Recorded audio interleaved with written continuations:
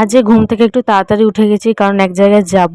এক জায়গায় বলতে গেলে ডাক্তারের কাছে যাব। কয়েকদিন ধরে তো লাড্ডুর খুব জ্বর, তোমাদেরকে বলেছি। আজকে অনেকটা পরিমাণে, মানে অনেক বেশি বেড়ে গেছে আর কি। দাদা অফিসে যাওয়ার পথে তো ডক্টরের কাছে নাম লিখিয়ে দিয়েছিল, তাই 12টা 15 টাইম ছিল। তাড়াতাড়ি করে ফ্রেশ হয়ে আগে আমি খাবারটা খেয়ে নিয়েছিলাম, তারপর বেরিয়ে পড়লাম লাড্ডুকে নিয়ে, কারণ অনেক অনেক জল জমে গেছে আমাদের এখানে পাড়ায়। একটুখানি তাড়াতাড়ি বেরিয়ে পড়লাম, কারণ যেতে লেট হবে, সব জায়গাতেই জল জমে। আজকে যে ডক্টরের কাছে যাচ্ছি সেটা প্রথমবার। মা একজনকে বলেছিল যে কোথায় দেখালে বেশি ভালো হয়, কারণ এর আগে অনেকবার অনেক জায়গায় দেখানো হয়েছিল। মা অনেকজনকে জিজ্ঞাসা করেছিল, তো এনাকেই সাজেস্ট করা হয়েছিল বলে এখানে এসেছিলাম।